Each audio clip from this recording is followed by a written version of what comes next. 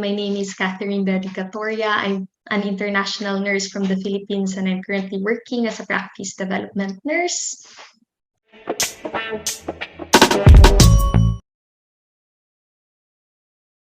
Hi, my name is Jabel, and I would just like to say that coming here to the course really helps me gain confidence to take my exam, especially practicing with the equipment and materials. It feels like I'm at the OSCE Center taking my exam.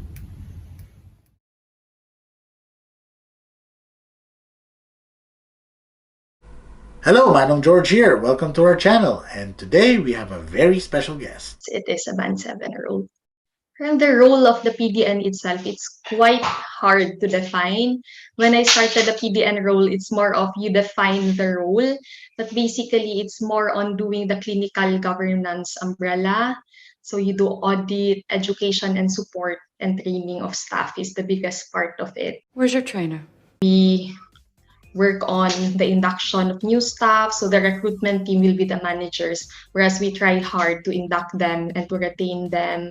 And obviously development of training and study days. So we have those one-off study days, and also in NICU, it is quite different because regardless of your experience, you have to undergo 2 courses. So we have the special care and HDU module and then the ITU module. So where I'm working at the moment, they've developed an in-house course to develop our nurses to work in ITU and progress to a Band 6 role. So that takes away a big chunk of the job as well. Developing the course, facilitating the study days, and delivering teachings as needed. There's also another aspect of like the pre-registration learners.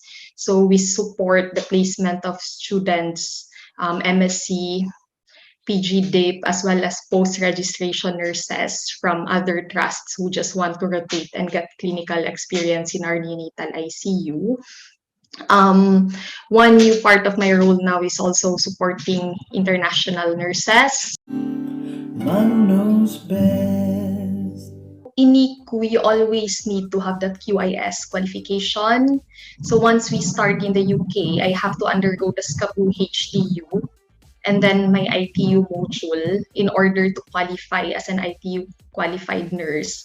And actually, that's a prerequisite for most of the specialist roles in unit. So after I did my course, more or less with the course, with the submission, consolidation, it takes 18 months to get that degree after you started the course. And then I did a little bit of Band 6 management role and realized actually this is not the pathway I want to undertake. Although the experience, leadership and management experience that you get when you do a Band 6 management role or any management role is also quite essential if you want to pursue a PDN role. So after I've done my Band 6 management, I decided I am actually more passionate towards teaching, training, education. What I did was I applied for a clinical facilitator role. So it's a Band 6 role. So it's more on supporting staff in the clinical area, whereas pediatric development nurses, we mostly do the admin, management staff, building modules. So clinical facilitator, you're the one hands-on in the clinical area. I didn't actually do that for very long. I did it for 3 months, and then I've seen an opening for a PDN job.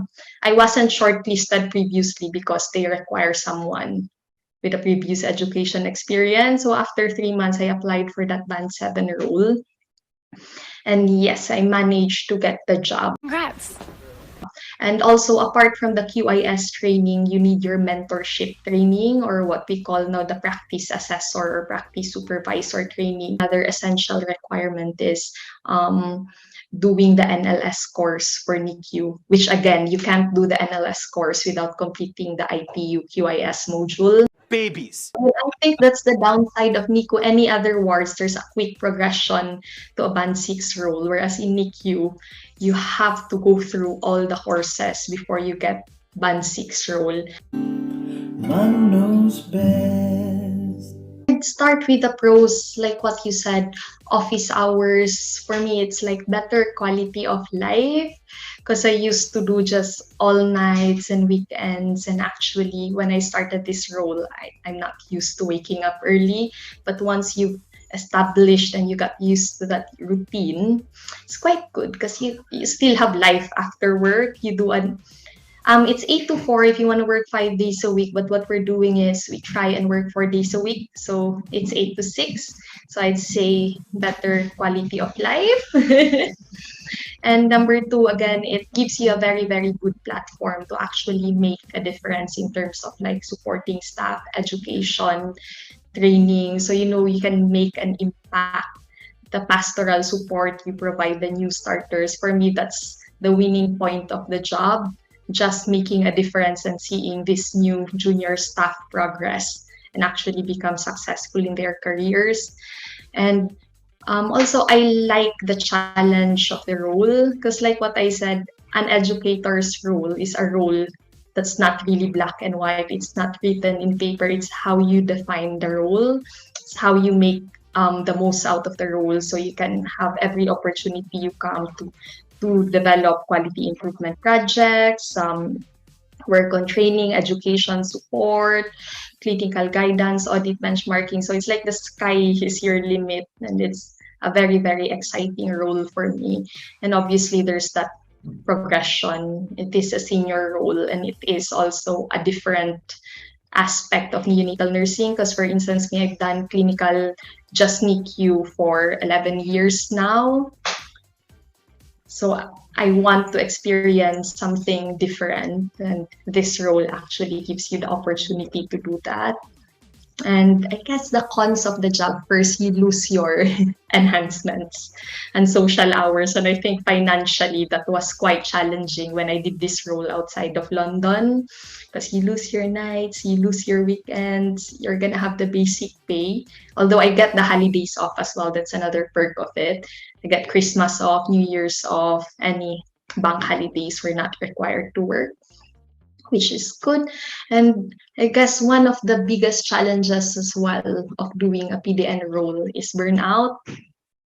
Like what I said, you are accountable and responsible not just for yourself, not just for your patient, but for a big number of staff. So sometimes I think that's an ongoing challenge. You're constantly trying to do a lot. You get carried away in the process, and sometimes you find yourself you're doing an 8 to 6 job, but sometimes you go home at 7, half 7, 4 times a week. Sometimes you find yourself on your days off doing presentations, checking your emails. Again, it's a personal issue that you have to set boundaries, but Manong knows best. in terms of advice on how to become a PDN, I'd always say build your portfolio. My first off will always be to consolidate your clinical knowledge and skills because you can't teach what you do not know. So I always say this, make sure that in the clinical area, you develop your skills, you go to admissions, you try and take in management roles if you can, even if it's a band 6 role, just to develop the overall skills and your leadership management. But yeah, clinical skills is the foundation of all of it. And also do a little more.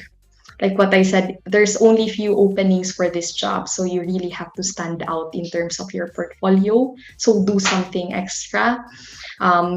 Volunteer to be a part of an audit group, equipment training, do a quality improvement project, because even as a band 5, you have the capacity to do that. Join benchmarking team, attend DPICS reviews. So just be very, very, very proactive. Take in every opportunity and obviously attend as much study days and trainings as you can, because how they shortlist it is they'll write the essential skills and the desirable skills, and you have to meet all the essential skills. But then if there's a big group of you, you want to actually stand out among the group. And yeah, continue. What I do is like I go out of my way to do extra trainings. So if it's not being offered to me, I do it at my own time. So Health Education England, for instance, has a lot of courses because when I did the role, it is required that you have to have leadership and management course. And I haven't had the opportunity to do that. And then I've seen a module in Health Education England. So I do extra courses, either virtually or outside of work hours, just to build my portfolio. And that's what I always advise people or my friends who actually want to go into this role. Be very good at your clinical skills, build relationships with a multidisciplinary team, build relationships with your specialist nurses, build relationships with students, and always build your portfolio. That's what I always tell them. Keep building your portfolio. Do that, go the extra mile to actually stand out. So if one day you're ready for the role, you actually have the qualification. And I also say this, don't be scared to attend interviews. I'm saying that I'm like a hypocrite. I didn't want to do this interview, but job interviews. So when I started, I was very scared to do interviews, but I've applied for a couple of jobs that I know I'm not qualified for because I want to get that interview experience. Because at the end of the day, you built your CV, you built a great paper foundation, but how they select you for the job is just a scoring system. 1 hour interview is going to define whether or not you're going to get the job. So before I got a PDN role, funny that I applied for a lot of jobs that are way outside of my qualifications. So I did the interview. The first interview I did was very embarrassing. I really don't know any of the answers to the questions. And I've got 4 panels and I can remember playing with my pen nonstop because I really don't know the answer and they won't let it go. I remember walking out of that interview feeling like the most stupid person. But then after that, that kinda gave me an idea of what to prepare for in an interview, what kind of questions do they ask. And actually, I think I've done a few more interviews straight out of a band 6 role that are way outside my qualification. I just kept trying, failing. And it also gives you an idea, what do they want for the role? What do you need to work on? Always get feedback from these interviews because they will give you good advice on what you need to build your profile more so you can reapply for the role if it opens in the future. Always remember, Manong knows. Manong knows best, put your worries to rest.